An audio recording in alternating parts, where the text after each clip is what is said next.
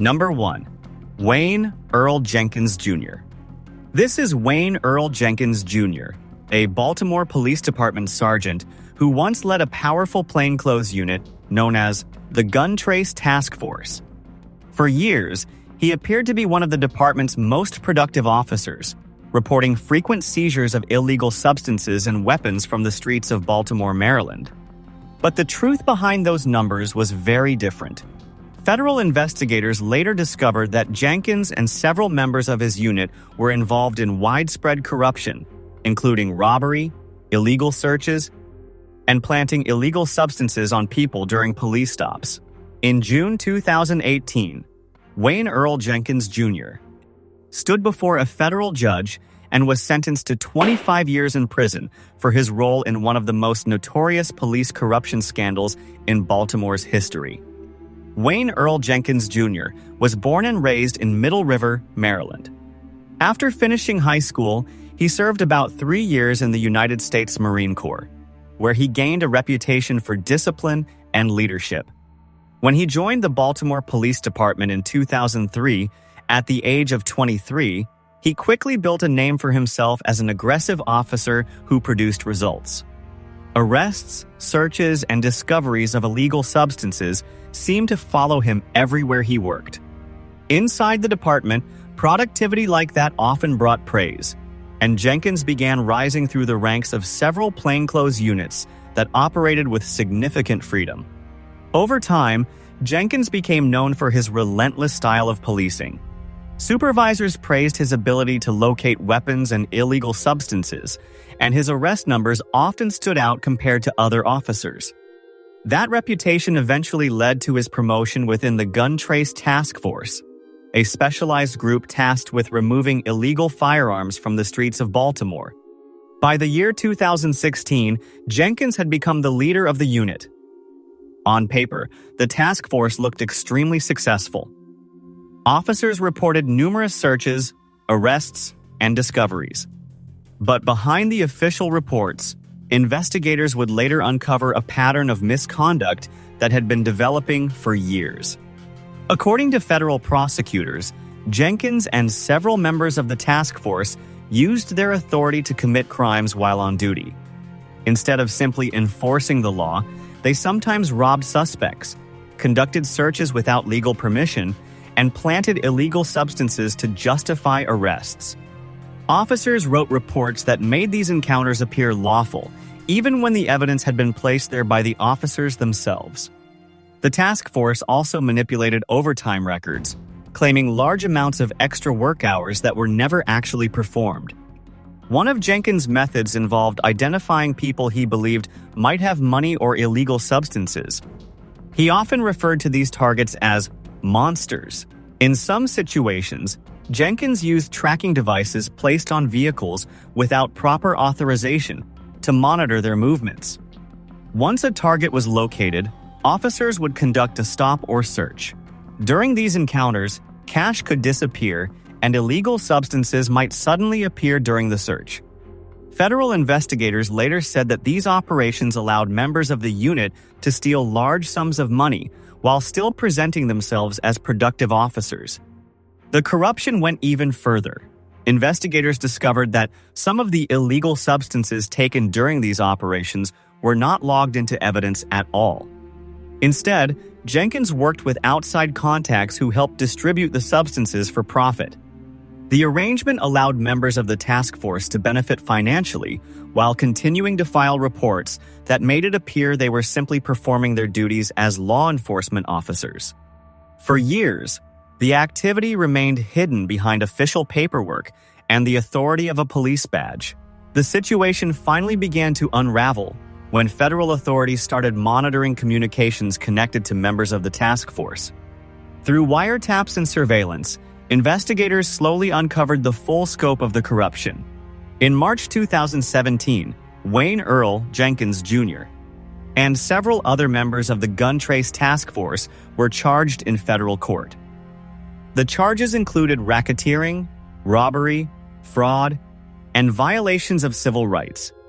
The investigation revealed that Jenkins had been involved in criminal activity dating back several years. Faced with overwhelming evidence, Jenkins eventually pleaded guilty to several of the charges. In June 2018, he was sentenced to 25 years in federal prison. Today, he is serving that sentence at a federal medical facility in Lexington, Kentucky, with a projected release scheduled for the year 2037. The case left a lasting impact on the Baltimore Police Department and the city's justice system. Thousands of cases connected to officers from the task force were reviewed, and many convictions were dismissed once the corruption was exposed. For many residents of Baltimore, the scandal raised serious questions about trust and accountability within law enforcement. Number 2. Joshua Judge and Tyson Teut. On January 1st, 2015, Des Moines police officers Joshua Judge and Tyson Teut arrested 21-year-old Kyle Weldon in Des Moines, Iowa. Weldon already had outstanding warrants for theft and violation of probation, and the officers took him into custody during the stop. According to the police report filed after the arrest, the officers said they discovered a container holding amphetamine inside Weldon's pants pocket.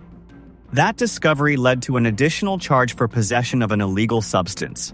The accusation quickly moved through the court system, and the evidence presented by the officers became the foundation of the case. 1 month later, on February 2, 2015, Kyle Weldon appeared in Polk County District Court. Based on the evidence presented by the arresting officers, Weldon entered a guilty plea to a misdemeanor possession charge. The court sentenced him to 31 days in the Polk County Jail. At the time, the case appeared routine. Arrest reports, officer testimony, and the alleged discovery of the illegal substance supported the conviction. Weldon served his sentence, and the case closed in the same way many similar cases had for years. Nearly 2 years later, the case returned to the spotlight when concerns emerged about the actions of the 2 officers involved in the arrest. In December 2016, the Des Moines Police Department opened an internal investigation after receiving an allegation that the illegal substance found during Weldon's arrest had actually been planted by the officers. The claim raised serious concerns inside the department. As the investigation began, both Joshua Judge and Tyson Teut resigned from the police force. Prosecutors in Polk County announced that hundreds of cases connected to the 2 officers would now be reviewed to determine whether other convictions relied on questionable evidence. The review quickly focused on Weldon's conviction. Prosecutors contacted the Iowa State Public Defender's Office, and the state's Wrongful Conviction Division joined the effort to re-examine the case. On January 19, 2017, prosecutors filed a formal motion asking the court to vacate Weldon's conviction. The motion stated that the guilty plea and conviction had been based on evidence that was improperly obtained and connected to misconduct by law enforcement officers. Prosecutors did not publicly disclose the evidence that revealed the illegal substance had been planted, or how investigators discovered the misconduct. Only days later, on January 23, 2017, Polk County Associate District Judge Gregory Brandt granted the motion to vacate the conviction. The court dismissed the possession charge against Weldon, clearing the conviction that had been based on the officer's testimony. The decision confirmed that the evidence used in the case could no longer be trusted. The dismissal also became part of the broader review of arrests and convictions linked to the 2 officers who had already resigned from the department. The fallout continued after the conviction was overturned. In August 2017, Tyson Teut faced criminal charges including felonious misconduct and perjury related to his actions while serving as a police officer. The case later resulted in a plea agreement. In June 2018, Teut pleaded guilty to a reduced misdemeanor charge of misconduct in office. The court sentenced him to probation and imposed a fine. Meanwhile, Kyle Weldon filed a civil lawsuit seeking compensation for the wrongful conviction connected to the planted illegal substance. The case was eventually settled in 2019 for $35,000. Number 3. Michael Wallace. In 2018, federal investigators in Pulaski County, Kentucky began examining the actions of Constable Michael Wally Wallace after local police noticed something unusual during a traffic stop in Somerset. Officers had searched a vehicle and found nothing. Moments later, Wallace claimed he had suddenly discovered an illegal substance during his own search of the same vehicle. The situation raised immediate suspicion among officers who had just finished their inspection. That moment became the beginning of a federal investigation that would eventually expose a scheme involving planted illegal substances, fabricated evidence, and false arrests carried out by Wallace and another constable. Michael Wallace served as a constable in Pulaski County and worked alongside fellow constable Gary Baldock. Evidence presented during the federal trial later showed that the two officers worked together to fabricate evidence used to justify arrests, searches, and property seizures. Prosecutors said Wallace and Baldock carried illegal substances with them so they could plant the items on individuals they stopped or targeted. Once the substances were placed on a suspect, the officers would report discovering the evidence during a search, creating the appearance of a legitimate arrest.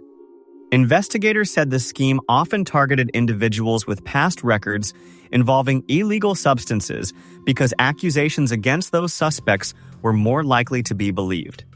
According to federal prosecutors, Wallace and Baldock used their authority as constables to detain people, conduct searches, and seize property based on evidence they had secretly planted themselves. During the investigation, federal agents also conducted undercover operations to test the officers' behavior. In one instance, an undercover federal agent posed as a suspect during a stop. When Wallace and Baldock searched the vehicle and found nothing, they arrested the agent anyway, using a different charge after failing to locate planted evidence. The investigation intensified on March 6, 2020, when federal agents moved to arrest Wallace and Baldock.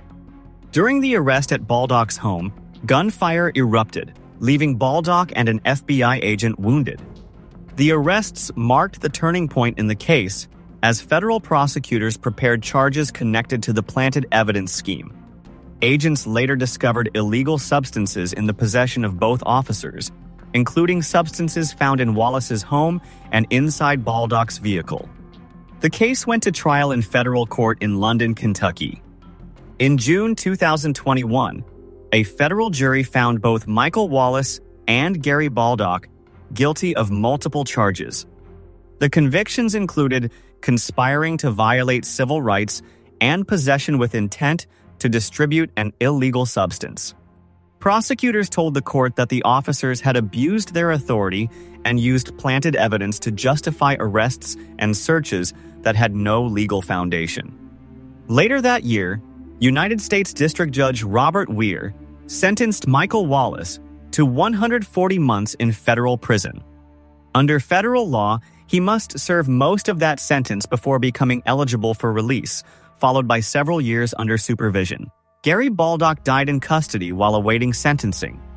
The investigation revealed how the two constables had carried illegal substances in order to fabricate evidence and build cases against individuals they targeted, turning their law enforcement authority into a tool for false arrests and civil rights violations. Number 4. Zachary Wester. In July 2021, a Florida judge sentenced former Jackson County Sheriff's Deputy Zachary Wester to 12 years, 6 months, and 8 days in prison after a jury found him guilty of planting illegal substances inside vehicles during routine traffic stops. The case exposed a pattern of misconduct that lasted for more than a year on roads across Jackson County, Florida. Prosecutors said Wester used minor traffic violations as an excuse to stop drivers, then secretly placed illegal substances inside their cars before claiming he had discovered the evidence during a search. Zachary Wester began working in law enforcement in 2015 and later joined the Jackson County Sheriff's Office in May 2016. At first, he gained attention for the number of arrests and seizures he reported. Supervisors saw him as a deputy producing strong results in roadside stops involving illegal substances. However, prosecutors later said those numbers were not the result of good police work. Instead, they came from evidence that Wester had secretly placed in vehicles belonging to drivers he stopped. The misconduct took place between July 2017 and June 2018. During that period, Wester conducted numerous traffic stops for small infractions such as broken lights or minor driving violations. According to investigators from the Florida Department of Law Enforcement, Wester carried illegal substances and related items inside his patrol car so they could be planted during searches. After placing the items inside a vehicle, he would return to the driver and claim he had discovered them during the search. The people he stopped were then arrested and charged based on the planted evidence. The scheme began to unravel in early summer 2018 when a prosecutor reviewing one of Wester's cases noticed inconsistencies between his written reports and the video recorded on his body camera. The footage suggested that key moments of the searches happened while the camera was not capturing the full interaction. The discovery triggered an internal investigation within the sheriff's office. Wester was suspended on August 1st, 2018. Investigators later searched his patrol car and discovered a collection of illegal substances and paraphernalia hidden inside the trunk. Items prosecutors said were ready to be planted during future traffic stops. As investigators examined past arrests linked to Wester, prosecutors began dismissing cases that relied on his testimony. Nearly 120 individuals had charges dropped after the investigation revealed that the evidence used against them could not be trusted. In July 2019, agents with the Florida Department of Law Enforcement arrested Wester and charged him with 67 criminal counts, including racketeering, fabricating evidence, official misconduct, perjury, and false imprisonment. The case went to trial in May 2021. After hearing testimony and reviewing evidence from several traffic stops, the jury found Wester guilty on 19 of the charges related to 3 primary victims. On July 13, 2021, Judge James Goodman delivered the sentence of 12 years, 6 months, and 8 days in the Florida Department of Corrections. During the sentencing hearing, victims described the damage caused by the arrests and the loss of trust created by the deputies' actions. Prosecutors told the court that Wester had abused the authority of his badge by framing innocent drivers with planted illegal substances during routine traffic stops. Number 5. Michael Kilgore. In 2023, a police officer in Center, Alabama, began a scheme that involved planting illegal narcotics on drivers during traffic stops. The officer, Michael Kilgore, worked for the Center Police Department and used his position to stage false arrests. Federal prosecutors later said Kilgore arranged traffic stops where illegal substances had already been secretly placed on a vehicle so he could claim to discover them. The plan allowed him to make illegal substance arrests that appeared legitimate even though the evidence had been planted beforehand. The scheme began in January 2023, after Kilgore stopped a driver and found several illegal substances in the vehicle. Instead of arresting the driver, Kilgore offered a deal. The driver could avoid charges by cooperating with him. The driver agreed and became a participant in the operation. From that moment forward, Kilgore and the driver worked together to frame other motorists by planting narcotics on targeted vehicles before conducting traffic stops. On January 31st, 2023, Kilgore and the cooperating driver carried out one of those plans. A package containing methamphetamine, oxycodone, and marijuana was attached to the underside of a vehicle.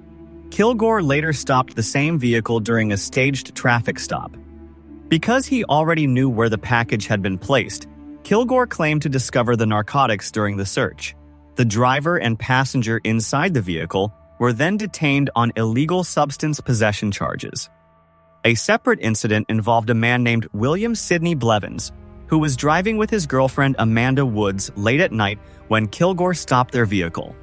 Kilgore claimed the stop occurred because the car's tag light was not working. After Blevins declined consent to search the vehicle, Kilgore placed both occupants in handcuffs and called for a canine officer from another department. During the search that followed, Kilgore produced a bag that he said contained illegal substances. According to the lawsuit later filed by Blevins, The bag had never been inside the car and had been planted during the search. Blevins was arrested and taken to the Cherokee County Jail, where he spent the night in custody before being released the following day. His mugshot and the illegal substance charges were published publicly. However, the accusations began to collapse after investigators learned about Kilgore's illegal substance planting scheme. Several charges connected to his arrests were later dismissed as authorities realized the evidence had been fabricated. Kilgore and his cooperating driver planned to repeat the operation on another target vehicle. Before the second setup could take place, the driver involved in the conspiracy decided to report the plan to law enforcement. After purchasing narcotics intended for the next staged arrest, the cooperating individual discarded the illegal substances and contacted investigators. That report triggered an investigation that eventually exposed the scheme. On May 3, 2023, Kilgore was arrested and removed from his position with the Center Police Department. Federal prosecutors later charged him with conspiracy to distribute controlled substances connected to the illegal substance planting operation. In November 2024, Kilgore pleaded guilty in federal court. In October 2025, Chief U.S. District Judge R. David Proctor sentenced Michael Kilgore to 48 months in federal prison, followed by 3 years of supervised release. Prosecutors said the case revealed how a police officer had abused his authority to fabricate illegal substance arrests and place innocent motorists in jail using planted evidence. Number 6. Kyle Erickson and Elmer Pastran. In Staten Island, New York, 2 police officers, Kyle Erickson and Elmer Pastran of the 120th Precinct, became the center of controversy after body camera footage appeared to show illegal substances being placed inside vehicles during traffic stops. The incidents took place in February and March 2018 and followed a nearly identical pattern. In both cases, the officers stopped vehicles for minor infractions, claimed they smelled marijuana, and conducted lengthy searches that initially produced no evidence before substances suddenly appeared. The first incident occurred on February 28, 2018, when the officers stopped a BMW driven by Lasu Kuyate for tinted windows. Body camera footage showed both officers searching the car thoroughly, including the backseat area, without finding anything. During the search, Erickson was heard telling Pastran, "We have to find something." Moments later, Erickson's body camera abruptly shut off. When it turned back on, Erickson was seen picking up a marijuana cigarette from the rear floor of the vehicle, an item that had not been visible earlier. Kuyate could be heard shouting, accusing the officer of placing something inside his car. Kuyate was arrested and spent approximately 2 weeks in jail before being released on bail. The case began to fall apart during a pretrial hearing when the body camera footage was reviewed in court. The video contradicted Erickson's sworn statements about how the marijuana was discovered. A judge immediately halted Erickson's testimony, and prosecutors dismissed the marijuana charge. Following the dismissal, Kuyate filed a civil lawsuit against the city. The case was later settled, with the city agreeing to pay him $326,000.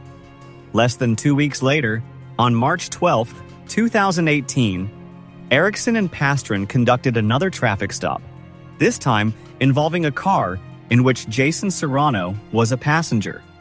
The officers again claimed to smell marijuana and began searching the vehicle. Body camera footage showed Erickson repeatedly stating that he could not find anything. At one point, he told Pastran, "I see nothing." Despite that, the search continued without any evidence being located. Shortly after, the footage appeared to show Erickson placing a substance into the vehicle's cup holder before announcing that he had found marijuana. Serrano was arrested based on that claim. Unlike Kuyate, Serrano did not have access to the body camera footage during his case. Facing the possibility of being held in custody, he accepted a plea deal for resisting arrest, which allowed him to avoid time in jail but left the arrest on his record. The video from Serrano's arrest remained undisclosed for nearly 2 years. When it was eventually revealed, it raised serious concerns about how the case had been handled.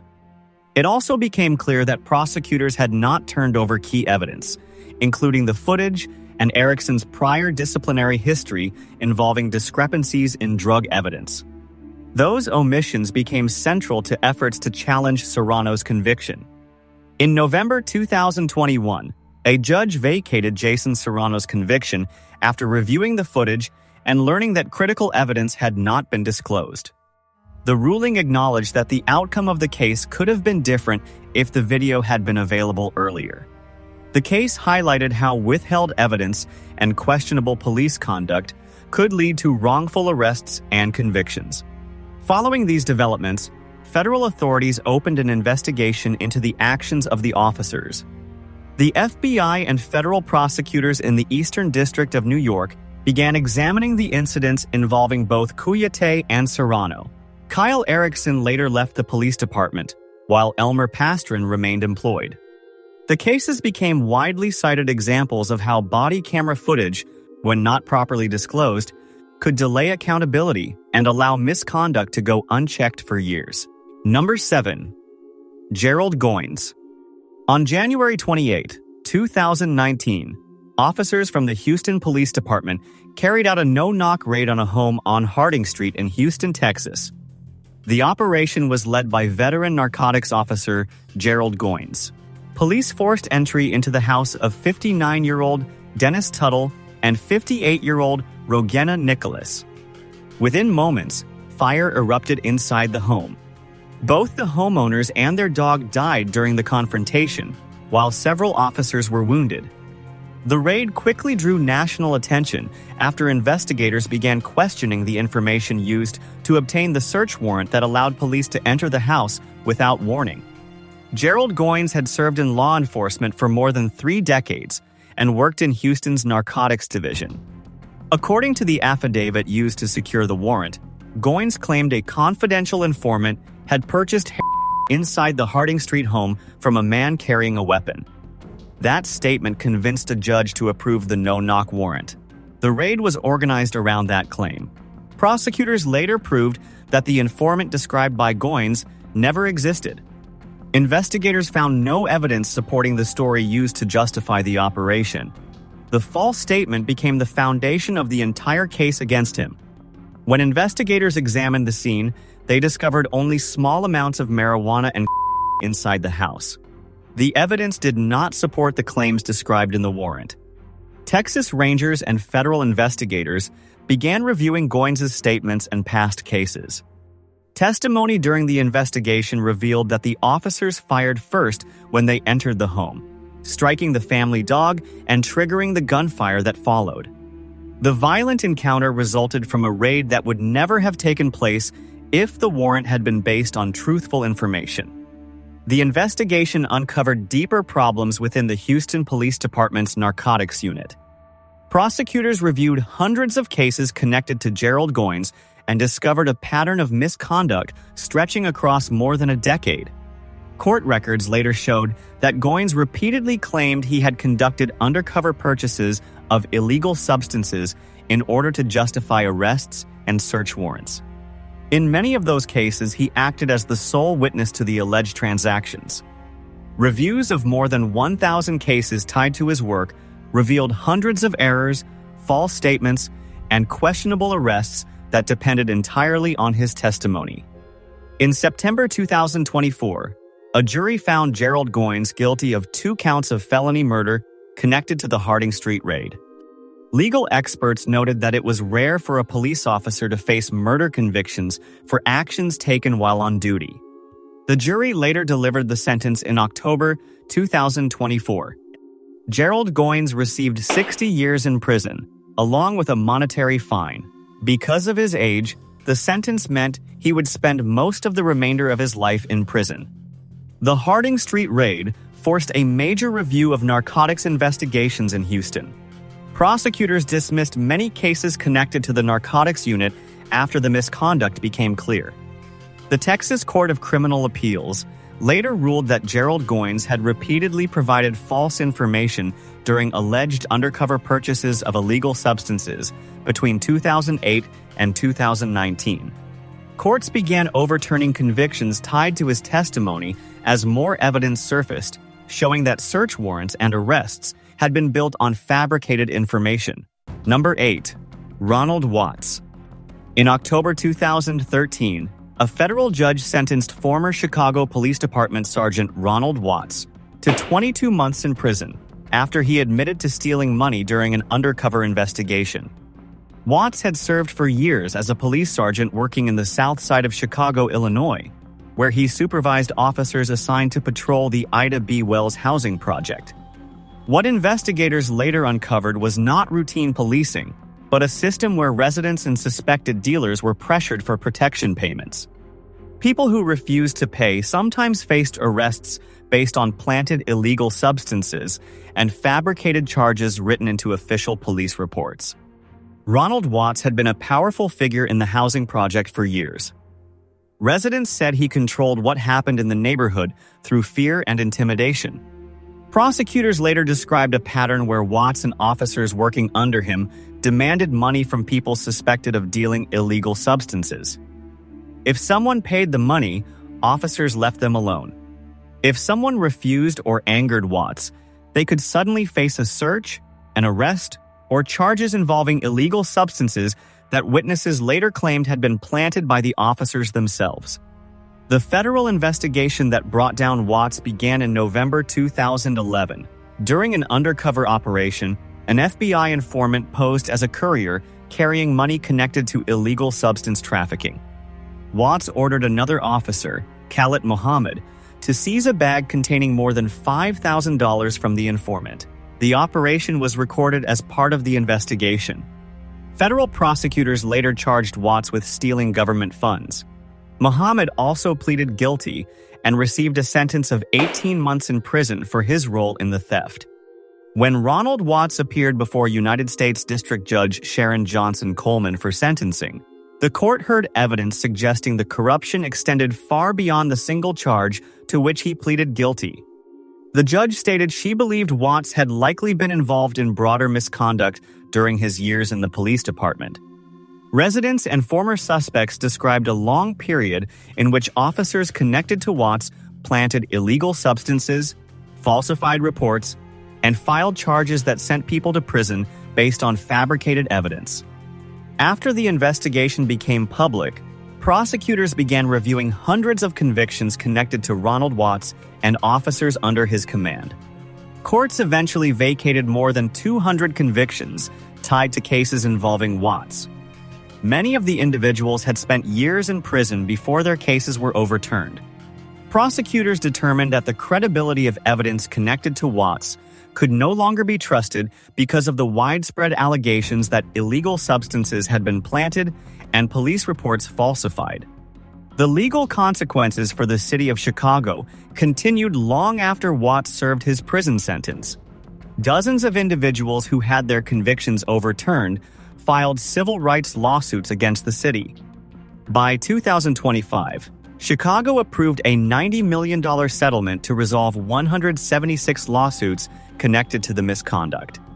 City officials said the total cost of defending and settling cases tied to Ronald Watts had already exceeded $120 million. The scandal became one of the largest police misconduct cases in Chicago's history, exposing years of corruption connected to planted illegal substances and fabricated charges within the department. Number 9. Christian Dedmon and the Rankin County Goon Squad. On January 24, 2023, a group of 6 law enforcement officers from Rankin County, Mississippi, forced their way into a home in Braxton without a warrant. The group included narcotics investigator Christian Dedmon, who had organized the operation through a group text message earlier that evening.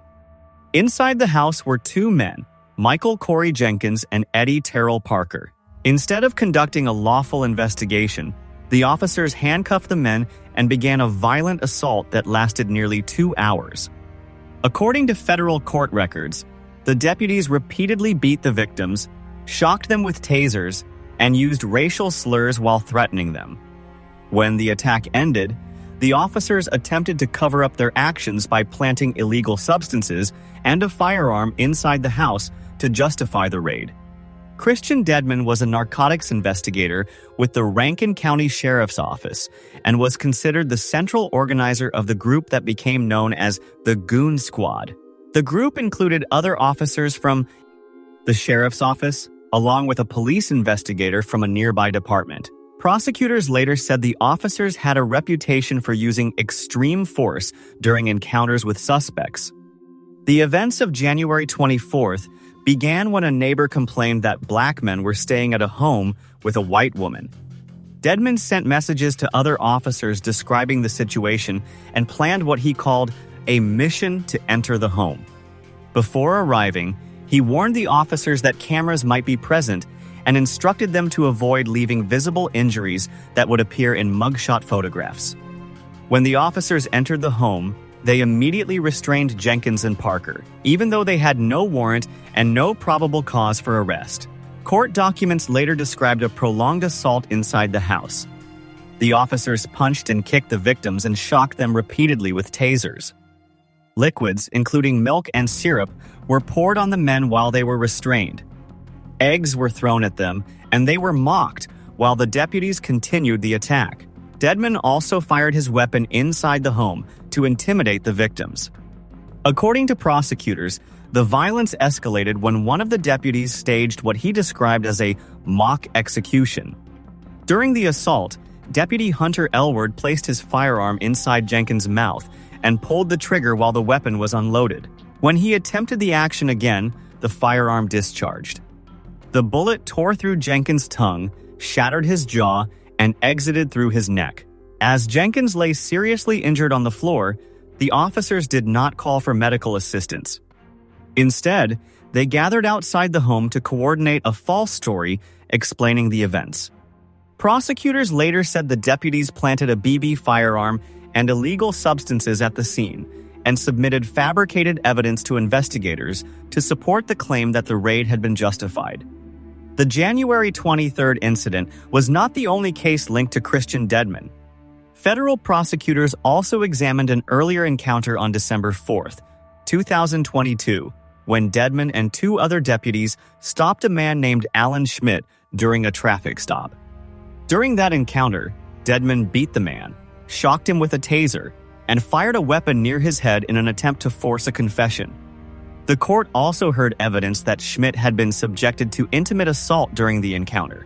The incident became part of the federal charges later filed against the officers.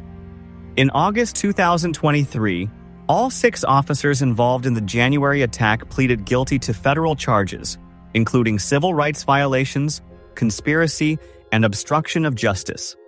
Their admissions confirmed that they had assaulted the victims, fabricated evidence, and attempted to cover up the crime through false reports. Investigators from the FBI and the Department of Justice presented detailed evidence showing how the officers had coordinated the assault and then worked together to create a false explanation for the raid. In March 2024, a federal judge sentenced Christian Dedmon to 40 years in prison, the longest sentence given to any member of the group. The other officers received sentences ranging from 10 to more than 27 years. The case became one of the most severe federal civil rights prosecutions involving law enforcement officers in recent years. Investigators concluded that the officers had abused their authority, carried out a violent assault, and then planted illegal substances and a weapon in an attempt to frame the victims and conceal their actions. Number 10. Rafael Perez. In February 2000, former Los Angeles Police Department officer Rafael Perez was sentenced to 5 years in prison after admitting he stole from a police evidence room. But that conviction was only the door that opened a much larger scandal. Perez had been a member of the Rampart Division's elite crash unit in Los Angeles, California, a team that was supposed to target gang activity. Instead, investigators learned that officers inside the unit had been planting illegal substances and weapons on civilians, lying in court, and building false cases that sent innocent people to prison. Perez became the key figure in exposing how deep the corruption had spread. Perez joined the Rampart crash unit in the mid-1990s. According to his later testimony, That was when the line between policing and criminal conduct began to disappear. He admitted that he and his partner, Nino Durden, stole money connected to illegal substance cases and planted evidence during arrests. One of the most well-known cases happened on October 12, 1996, when Perez and Durden confronted 19-year-old Javier Ovando. Ovando was unarmed, but after the encounter, Perez and Durden planted a rifle on him and told a false story that led to his conviction. Based on their testimony, Ovando was sentenced to 23 years in prison. The misconduct did not stop there. In March 1997, Perez and Durden pulled Jose Rojas from his apartment and planted both rock and powder on him. That false evidence helped send Rojas to prison for 3 years. Perez later admitted that these were not isolated incidents. He described a culture inside Crash where officers believed the goal was to get arrests and convictions by any means necessary. In his account, officers carried spare weapons in what they called war bags, so those items could be planted on civilians when needed. He also said perjury was common and that many officers in the unit knew exactly what was happening. The scandal began to break open in March 1998, when 6 to 8 pounds of were discovered missing from an LAPD evidence room. Investigators soon focused on Perez. On August 25, 1998, he was arrested for the theft. Authorities later found additional suspicious transfers of linked to him, and Perez admitted that he had taken from evidence storage and replaced it with Bisquick. His first trial ended without a verdict, but on September 8, 1999, Perez agreed to a plea deal. In exchange for a lighter sentence, he gave investigators more than 4,000 pages of sworn testimony about corruption inside the Rampart Crash unit. That testimony changed everything. Perez described a system where officers framed suspects, planted illegal substances, planted weapons, filed false reports, and lied under oath. He also described the internal culture of the unit, where shootings and aggressive conduct were celebrated, and officers were pushed to stay loyal to one another no matter what they had done. According to Perez, officers were rewarded for results, not for honesty. The pressure to produce big arrests and big cases created an environment where misconduct was normalized. His statements implicated about 70 officers, though far fewer were actually suspended or forced out. The fallout from the Rampart scandal was massive. More than 100 convictions tied to the corruption were eventually vacated. People who had been convicted based on the word of Crash officers suddenly had their cases reopened because the courts could no longer trust the evidence. Javier Ovando, whose case became one of the clearest examples of the scandal, received a major settlement after his conviction was overturned. Altogether, Los Angeles paid about $125 million to settle civil claims tied to the scandal. In March 2000, the Crash unit itself was officially disbanded. Perez's own legal troubles continued after the evidence room case.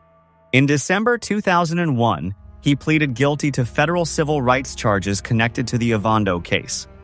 In May 2002, a federal judge gave him an additional 2-year sentence. He was eventually released from federal custody in June 2004.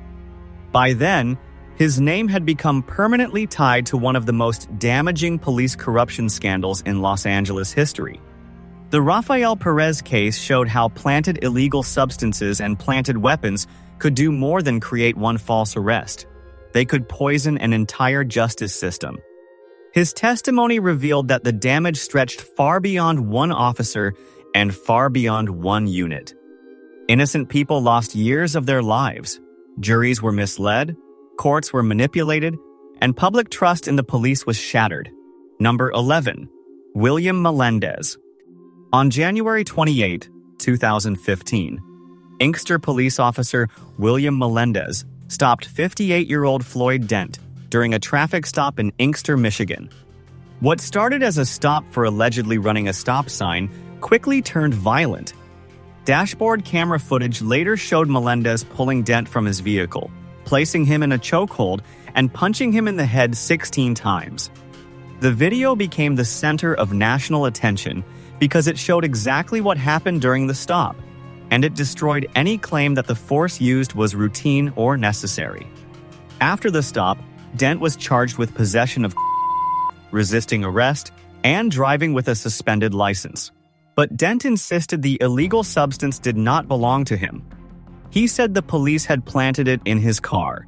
That claim became a major part of the case, especially after the video raised serious questions about the officer's conduct.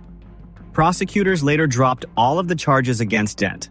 As more people watched the footage, public outrage grew, protests followed, and the case became another example of police abuse caught on camera. The video showed a brutal scene. Dent was hit again and again while officers tried to control him during the stop. He later said he was choked so hard he passed out.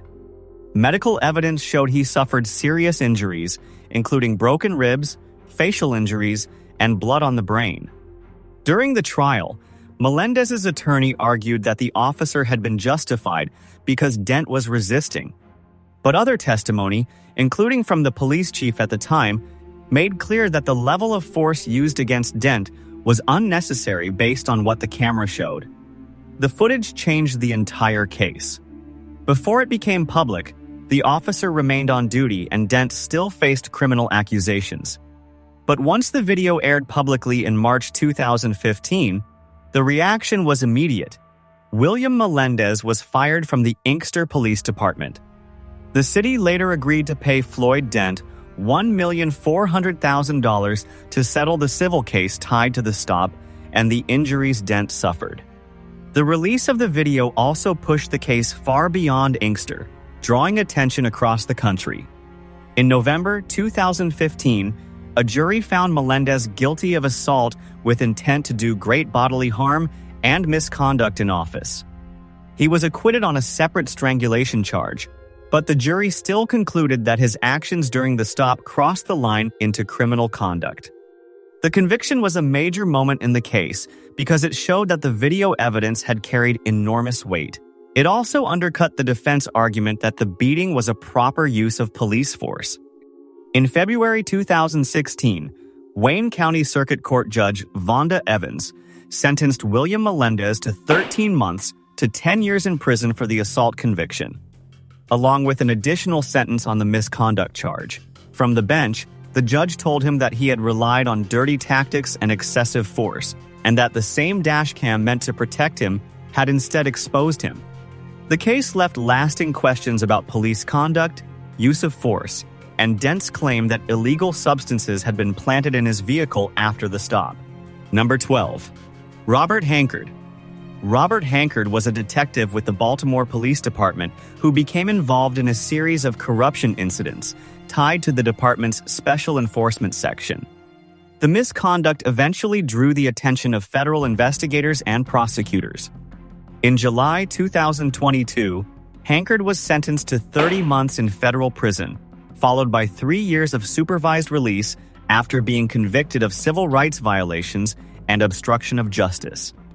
His case was closely connected to the wider scandal surrounding the Baltimore Police Gun Trace Task Force, a group of officers whose actions included robbery, evidence planting, and falsified investigations.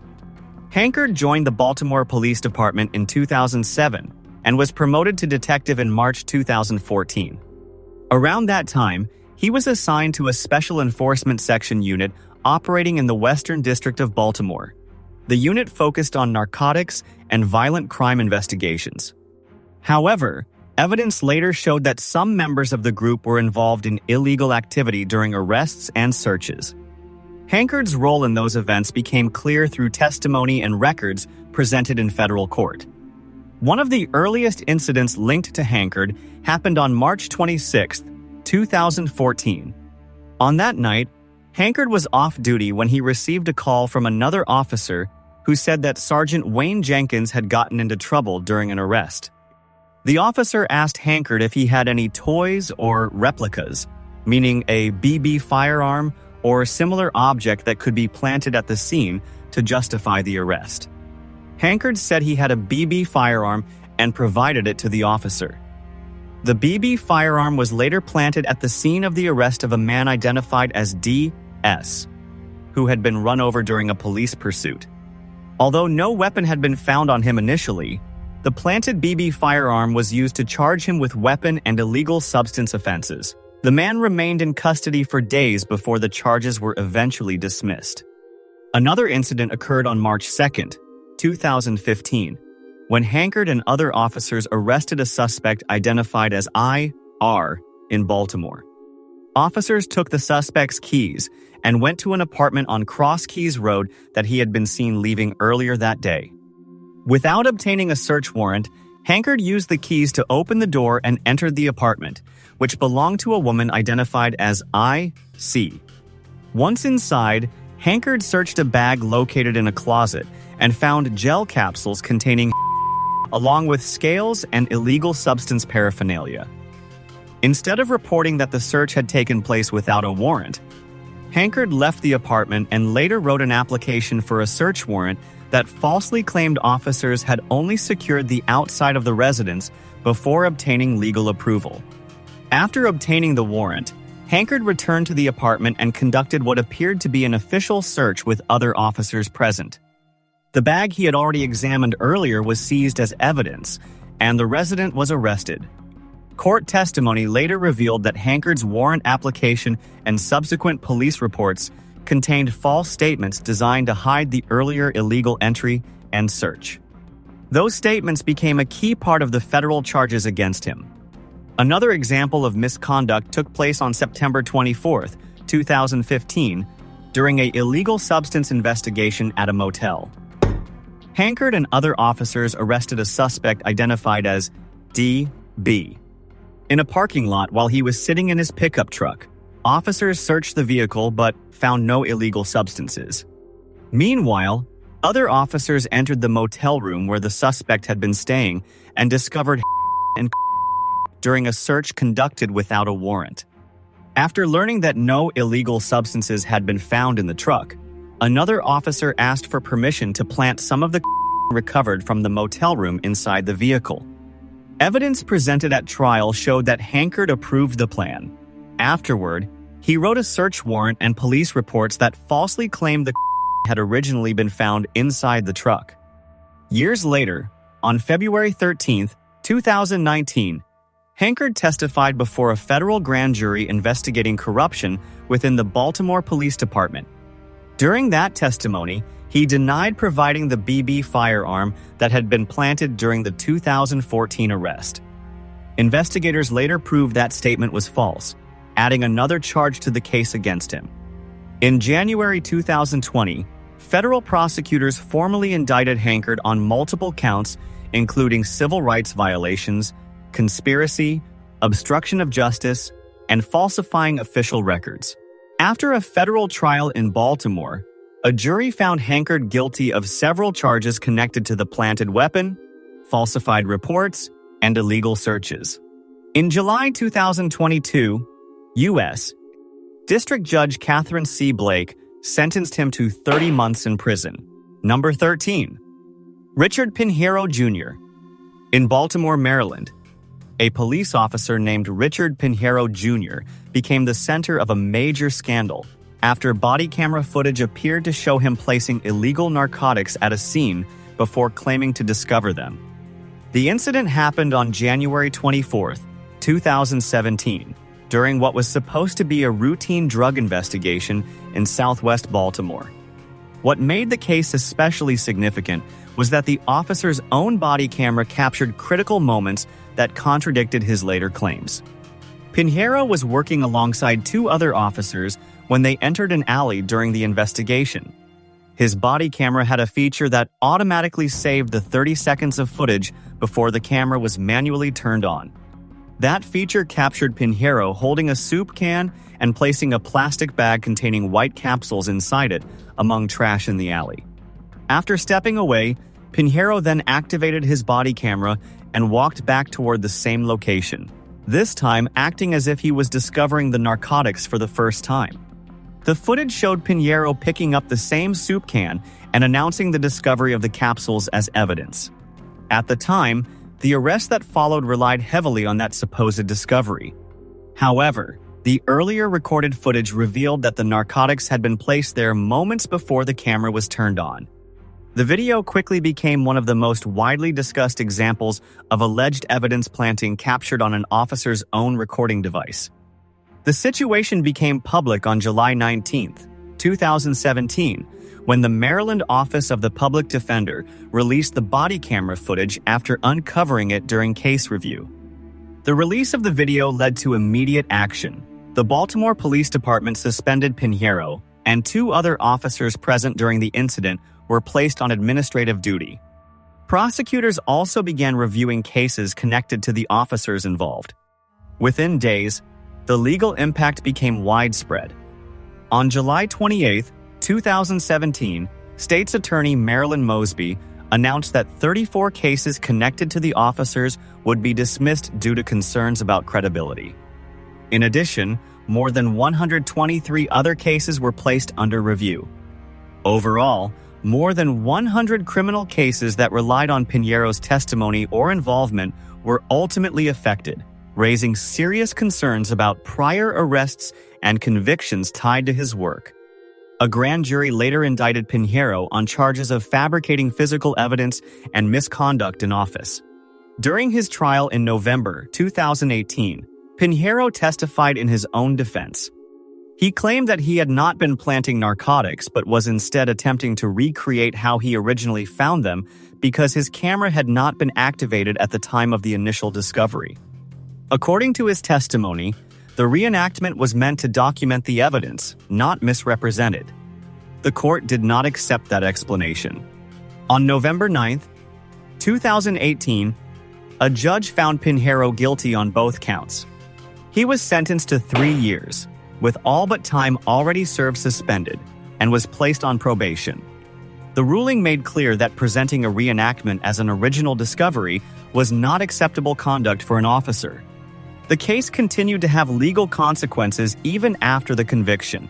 On March 2, 2020, the Court of Special Appeals of Maryland upheld the verdict, confirming that officers could not justify staging evidence as a way to compensate for failing to activate a body camera.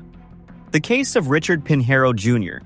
became a major example of how body camera footage could both expose misconduct and lead to the dismissal of a large number of criminal cases tied to a single officer. Number 14. David Scott Burroughs. In Anson County, North Carolina, a law enforcement scandal emerged involving former sheriff's deputy David Scott Burroughs. Prosecutors later said Burroughs abused his authority and planted illegal narcotics inside the vehicle of Ray Kiefer Jr., a man who had begun a relationship with Burroughs' former girlfriend. Investigators described the act as part of a personal revenge scheme that used police power to frame an innocent person. The events began in March 2018. According to investigators, Burroughs secretly placed and methamphetamine inside Ray Kiefer Jr.'s car while off duty. After planting the narcotics, Burroughs allegedly provided information to other deputies, suggesting Kiefer was involved in illegal substance activity.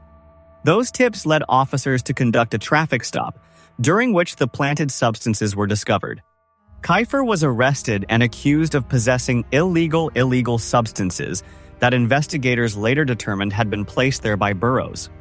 The case began to unravel when Ray Kiefer Sr., the victim's father, questioned the circumstances surrounding the arrest and contacted the sheriff's office. Sheriff Landrick Reed initiated an internal investigation that soon uncovered irregularities connected to the traffic stop. Investigators from the State Bureau of Investigation later confirmed that the narcotics had been planted, exposing the role Burroughs had played in the setup. As a result of the investigation, Burroughs was fired from the Anson County Sheriff's Office. In April 2019, Burroughs was arrested and charged with multiple offenses, including making a false police report, obstruction of justice, breaking and entering a motor vehicle, and possession of marijuana and methamphetamine. During the criminal proceedings, prosecutors argued that Burroughs had intentionally used law enforcement resources to frame Ray Kiefer Jr. The trial later focused on whether the evidence proved Burroughs had planted the narcotics and manipulated the investigation. During the trial, testimony revealed that deputies had received a tip claiming illegal substances were hidden in a specific location inside Kiefer's car before the traffic stop occurred. Investigators later said the precision of the tip raised suspicion, since illegal substance dealers rarely keep narcotics in the same place inside a vehicle for days. That detail became an important factor in uncovering the scheme. Eventually, a jury found Burroughs guilty of obstruction of justice and possession of. Although Burroughs faced the possibility of more than 4 years in prison, the court approved a plea arrangement that resulted in a reduced sentence. In May 2023, the judge ordered Burroughs to serve 24 months of supervised probation rather than a prison sentence. As part of the ruling, he was also required to complete anger management counseling and avoid any contact with Ray Kiefer Jr. or his former girlfriend. The criminal case ended with the probation sentence, but legal consequences continued through a civil lawsuit filed by Ray Kiefer Jr. The lawsuit alleged that Burroughs and several other deputies had violated Kiefer's constitutional rights through false arrest and unlawful seizure. In 2025, the Anson County Sheriff's Office settled the lawsuit and issued a public apology to the victim, acknowledging the damage caused by the planted evidence and wrongful arrest. Thank you for watching. Check out these other interesting clips from the channel and be sure to subscribe and ring the bell to be notified about our latest videos.